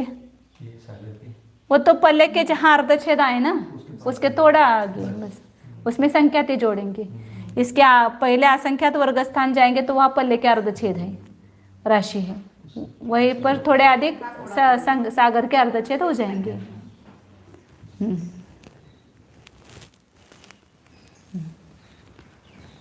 अब आगे इसी प्रसंग के अनुसार आचार्य बागी के भी नियम बता रहे हैं। सागर के अर्धच्छेदों को निकालने के बहाने से अन्य भी जो सूत्र है, भाज्य भागाहार संख्या होगी तो उसके अर्धच्छेद कैसे निकालना, एक गुण्य गुणकार राशि के अर्धच्छेद ऐसे निकालना प्लस करके, गुण्य राशि के अर्धच्छेद में गुणकार राशि के अर्धच्छेद जोड़ते तो उत्पन्न राशि के अर्धच्छेद आते हैं।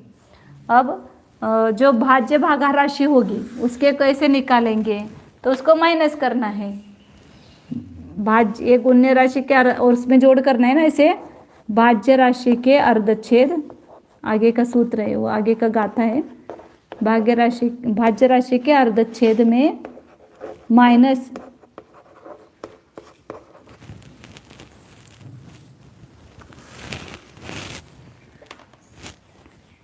भागाहार राशि के अर्धच्छेद,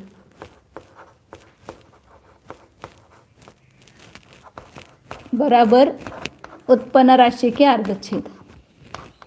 ये उत्पन्न राशि के अर्धच्छेद। तो जैसे 64/4 है, कितना आता है 16। अभी 16 के अर्धच्छेद कितने हैं, तो क्या करना है यहाँ पर, 64 के अर्धच्छेद कितने हैं अभी निकाल लेते हैं अपने, 6 है। 64 के आधे आधे करेंगे तो 6 है। उसको 4 के अर्धच्छेद कितने हैं माइनस करना है, 4 के अर्धच्छेद 2 है, उसको माइनस करो तो कितने हुए 4। तो ये 4 अर्धच्छेद किसके हैं, 16 के।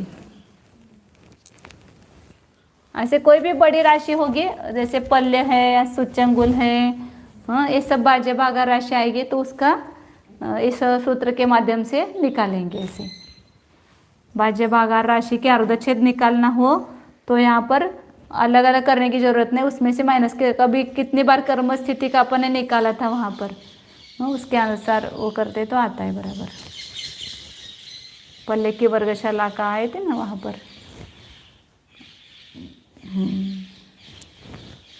ये सूत्र पढ़ते खाली 106 नंबर की गाथा, ये सूत्र है।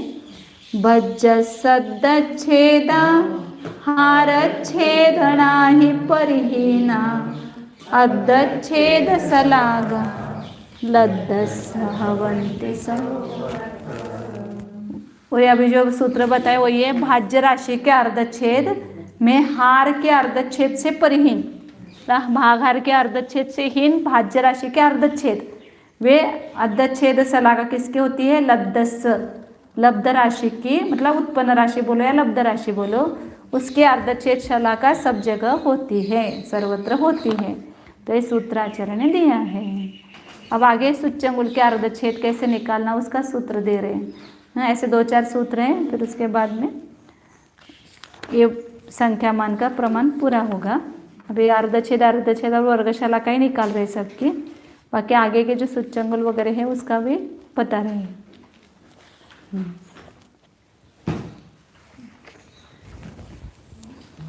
आज पर्युषण पर्व का तीसरा दिन है। उत्तम आर्जव धर्म, अपना आत्मा का स्वभाव ही उत्तम आर्जव है, सरलता। तो इस उत्तम आर्जव धर्म के बारे में अपने को समझना है तो किनके मुख से सुनना है?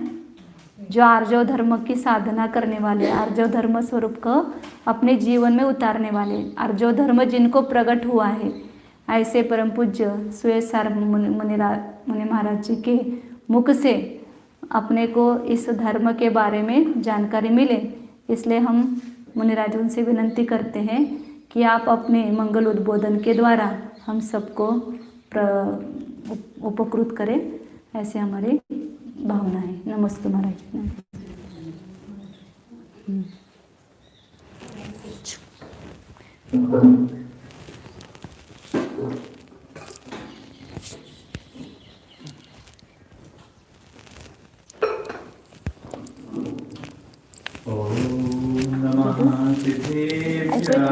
आवाज येते तसं?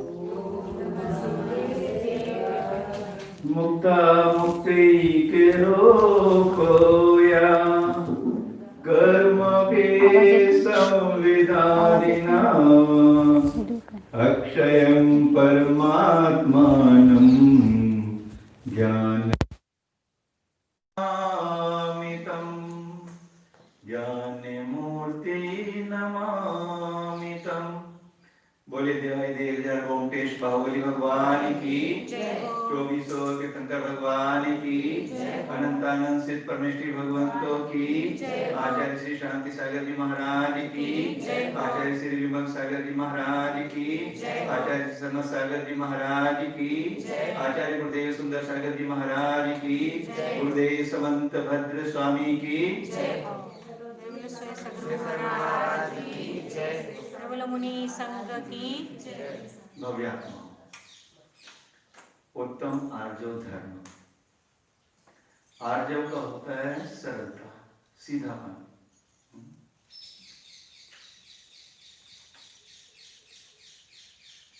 ऋजुपना, सरलपना, सीधापना।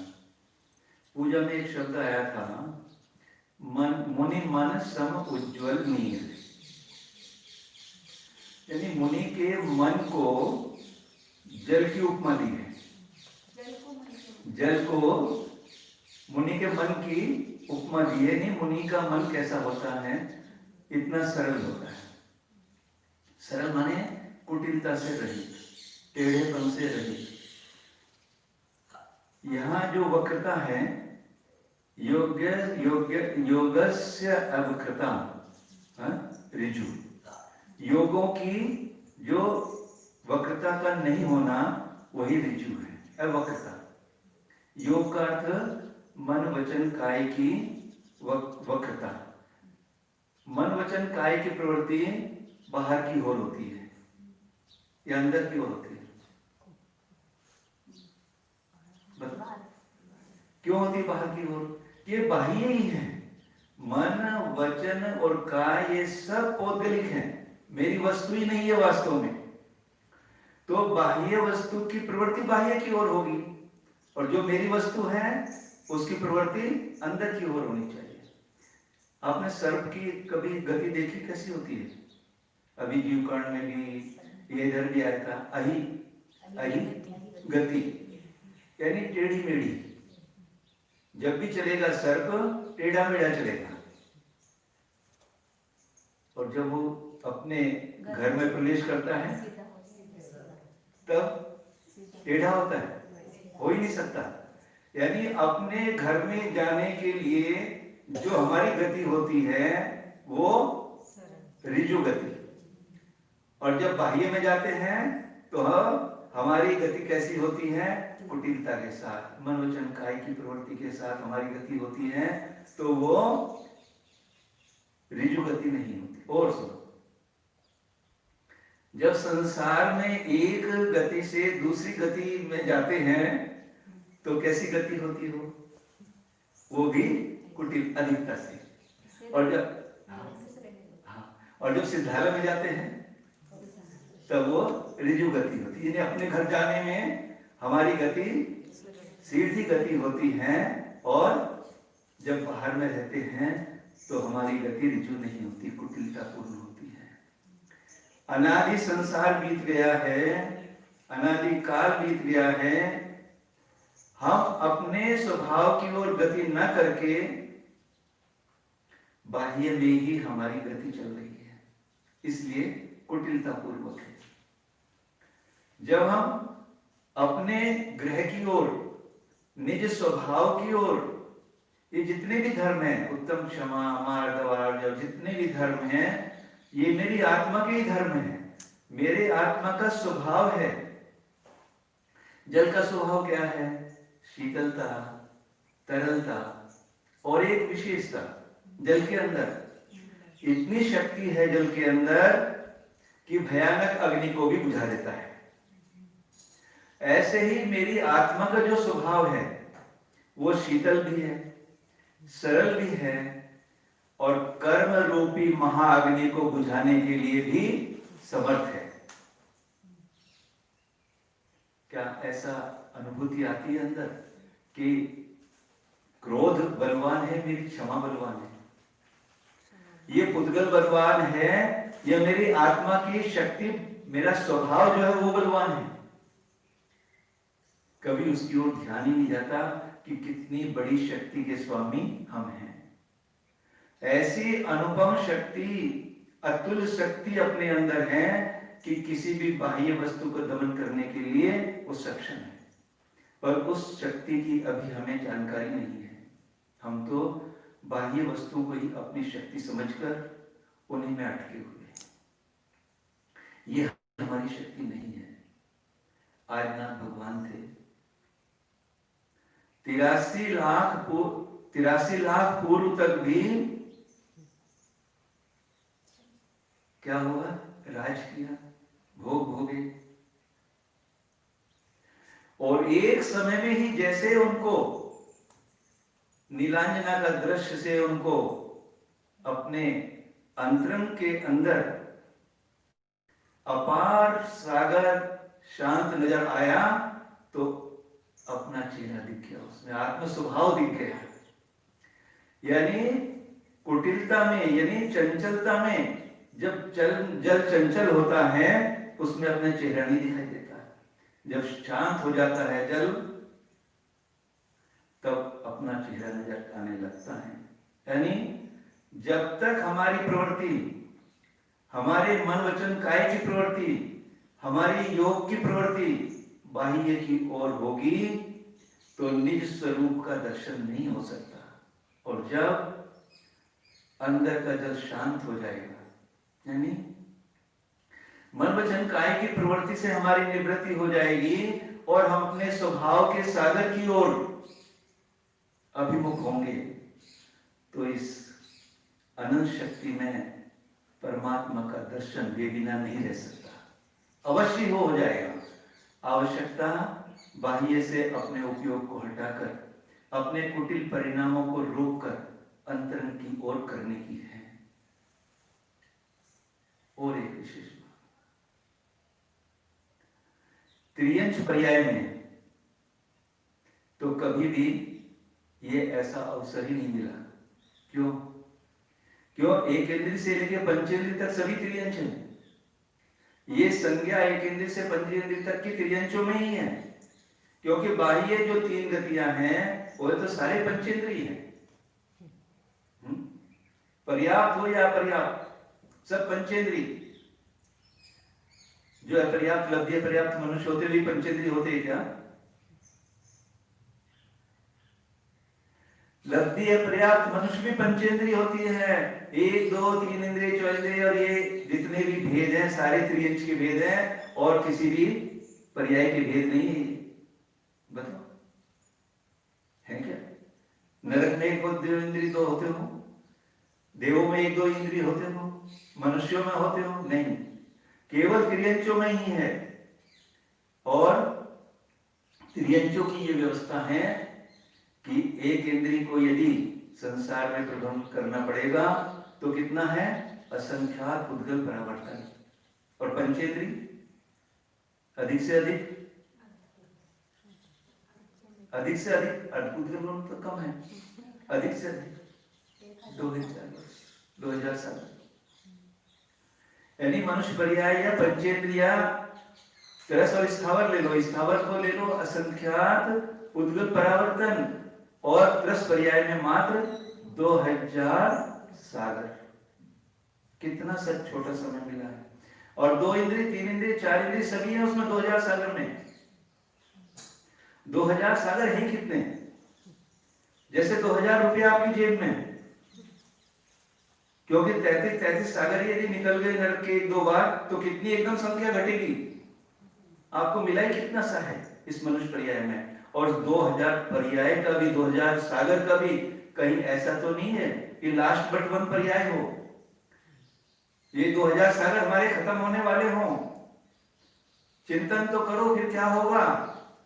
असंख्यात पुद्गल परावर्तन तक एक इंद्रिय पर्याय में भैया रहना पड़ेगा। स्थावर पर्याय में कहां सोए हो, कहां योगों की कुटिलता वक्रता की बात कर रहे हो। यदि अभी इसी पर्याय में, इसी पंचम काल में, इसी वर्तमान पर्याय में यदि निज की ओर अभिमुख होकर अपने परिणामों को रिजू नहीं करके कुटिलता में रहोगे तो समझ लो फिर क्या होने वाला है। ये मनुष्य पर्याय तो बहुत जल्दी से नहीं मिलने वाली है। अभी इसी समय कहीं भी कुछ भी कर लो, पर अपने परिणामों को एकाग्र करके। कैसे? अपनी निगेटिव ऊर्जा को बाहर निकालो ना। निगेटिव ऊर्जा यानी कोई भी प्रश्न करो, कोई भी कुछ कहो नहीं, कोई भी कुछ कहो नहीं, अच्छी बात भी कहो तो नहीं, बुरी भी बात कहोगे तो नहीं, ऐसी प्रवृत्ति बन गई है। तो क्या करना है? कोई कुछ भी कहे हाँ, कोई कुछ भी कहे हाँ, यदि डाकू भी घर में आ जाए तो हाँ। एक छोटा सा उदाहरण था ना, पंडित जी थे, बनारसी दास थे, कौन थे याद नहीं नाम आ रहा। उनके घर में चोर आ गए। पति पत्नी दोनों एक कमरे के अंदर शांत हैं, गठड़ी बांध ली माल की सारी, और उस चोर से गठड़ी उठ नहीं पा रही थी। बनारसी दास जी आए, भैया उठ नहीं रही, चलो मैं उठवा देता हूं। देखो हाँ करके देखो तो एक बार अपने जीवन में। बड़ा कहे तो हाँ, छोटा कहे तो हाँ। एक सूत्र दे रहा हूं इंग्लिश का है, जो भी सुन रहे हो अपनी गांठ बांध लेना इस सूत्र को। यदि आपने अपने जीवन में इसको अवतरित कर लिया तो आप कितनी ऊंचाई पे पहुंच जाओगे, और रिजुता तो आपके अंदर तुरंत आ जाएगी। Don't revert but respond, don't revert but respond. सासू ने बहू से कहा बेटी ये काम कर ले, अब बेटी का काम है डोंट रिवर्ट, मां को जवाब नहीं देना, बट रेस्पॉन्ड, वो काम करना है। चाहे कुछ भी है, कैसा भी है, उसकी जिम्मेदारी मां के ऊपर है ना। उसने कहा है ना, कोई पूछेगा गलत हो गया, मां ने कहा था, मेरी क्या जिम्मेदारी है। Don't revert but respond, always accept this principle. हमेशा यदि अपने जीवन में इसको निकाल लोगे तो कभी भी आपके अंदर कुटिलता ऐसी नहीं आ पाएगी। अपनी निगेटिव ऊर्जा को एक बार हाँ करके तो देखो। नहीं हाँ, कोई गलत भी कह रहा हाँ, उसको भी हाँ कहो। कोई गलत भी कह रहा तब भी हाँ कहो। देखो तो 1 मिनट के अंदर वो आपके सामने झुक जाएगा, नहीं मेरे से गलती हो गई, ये तो बात गलत थी, नहीं आप ठीक करके तो देखो। आप करो जो कुछ कह रहे हो आप करो, पर मुझे तो जो मेरे अंदर में है मैं तो अपनी तरफ हूं, तुमको क्या कह रहा, मेरे तुम्हारी बात से मुझे क्या तात्पर्य। पर हम क्या करते हैं, अपनी बात ऊपर करने के लिए, उसको नीचा करने के लिए, हम अपने को बड़ा बनाने के लिए अपनी बात को रखते हैं। तो ये है कुटिलता। बस अपने जीवन में रिजुता को धारण करो, और करनी ही पड़ेगी। या तो अभी कर लो, या असंख्यात पुद्गल परावर्तन काल के बाद जब 2000 वर्ष 2000 साल मिलेंगे तब कर लेना, आपकी मर्जी। अभी क्यों कर रहे, अभी क्या जल्दी है। हाँ? कल आया था ना, एक निगोद काय में रहने का कितना काल है। निगोद काय का देखा था ना आपने, क्या कितने अनंत काल जैसा है भैया। तो अब वो हमें नहीं करना है। बहुत अपनी माताओं को कष्ट दे लिया है, अब नहीं, एकाग्रता लाओ। यदि आंधी चल रही हो, ध्यान करो, और एक बूढ़ी मां सुई के अंदर यदि धागा पिरोना चाहती है, हवा बहुत तेज है और सुई के अंदर धागा पिरोना है, तो कैसे करेगी वो? इतनी एकाग्रता होगी कि वो सुई में धागा पिरो देगी। ऐसी एकाग्रता निज की ओर करना है। या और समझो, किसान की फसल आई, गेहूं की फसल थी, उसने फसल को काटा, काटने के बाद रात को फसल को खेत के अंदर एक जगह रख दिया। रात को तेज आंधी आई और जैसे उसने फसल इकट्ठी की थी, फिर वो सारी फैल गई। यही स्थिति हमारी है कि हम समय सार, प्रवचन सार सुनकर अपने परिणामों की फसल को एकत्रित करते हैं, और जैसे कषाय की आंधी आती है, हमारी सारी फसल बिखर जाती है। तो क्या करना है फिर? जैसे वो फसल किसान ने इकट्ठी की थी, उसके ऊपर तुरंत और ज्यादा 2-4 वजन रख दो, पत्थर रख दो। फिर कितनी भी तेज आंधी आएगी तो हमारी फसल बिखर नहीं पाएगी। इसी प्रकार जो हमारी इतनी विशुद्धता इन ग्रंथों को पढ़कर हो रही है, यदि उस विशुद्धता के ऊपर हम अपने उपयोग के पत्थर और रख देंगे, तो किसी भी कषाय का उदय होने पर हमारी ये फसल, हमारी ये विशुद्धि बिखर नहीं पाएगी। देखो करके एक बार, कितना समय लगा, 3 घंटे पढ़ा, जरा से घर में गए, कषाय में सब बिखर गया। नहीं, ऐसा नहीं करना। हमने जितना संचय किया है उसको तो कम होने ही नहीं देना, बल्कि उसमें बढ़ाना। ये कब होगा? ऋजुता। ऋजुता को अपने जीवन में लाके देखो तो सही। दूसरा तो सुखी होगा, दूसरा तो आपके चरणों में झुकी जाएगा। आपके अंदर कितना स्वयं एक आनंद का सागर का प्रवाह आपके अंदर आएगा। ये आज का धर्म ही बता रहा है। हे भव्यात्माओं, जिनेन्द्र के द्वारा प्रणीत इस धर्म को, आत्म धर्म को, निज धर्म को सुनने का जो अवसर मिला है, इसको अपने जीवन में उतारो और अपने इस आत्मा का कल्याण करो। बोलिए आचार्य गुरुदेव सुंदर सागर जी महाराज की। ध्यान करेंगे।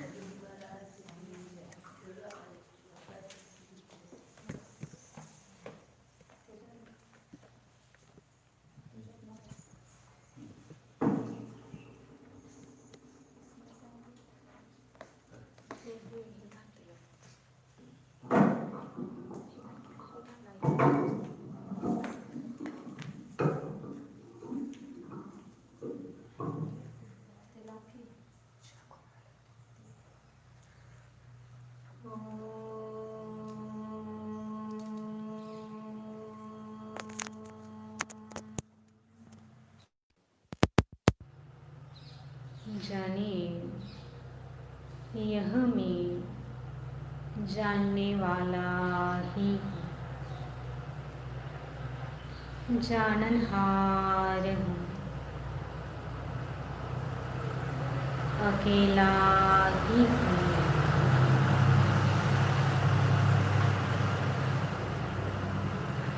इन शब्दों को जानने वाला यह मैं ही हूँ। देखिए कौन अनुभव कर रहा है? इन शब्दों का अनुभव करने वाला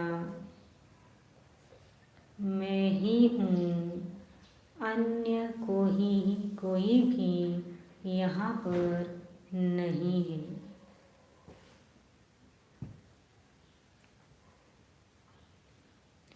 मैं ही हूँ।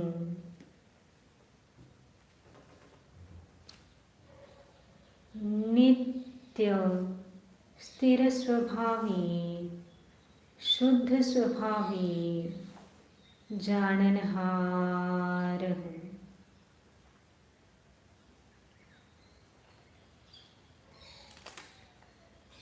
निरामय स्वरूपो हम,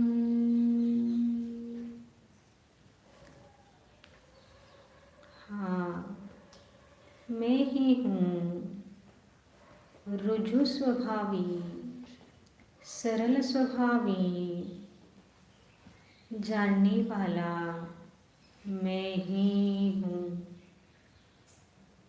मेरा स्वभाव ही सरलता है।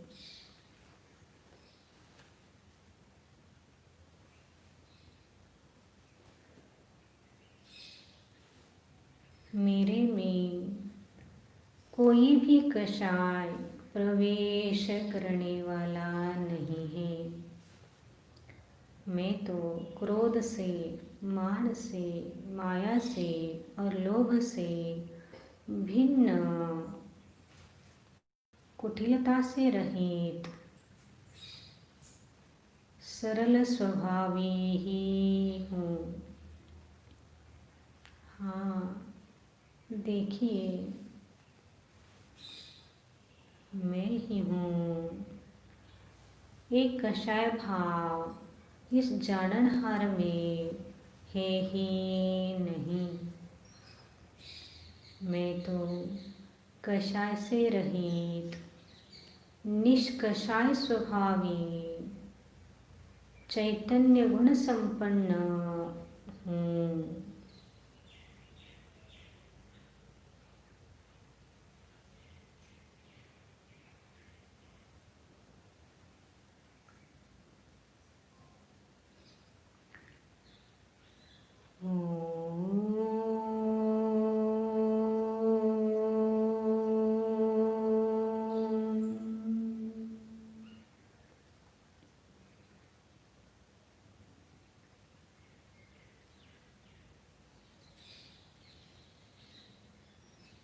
विसर्जन।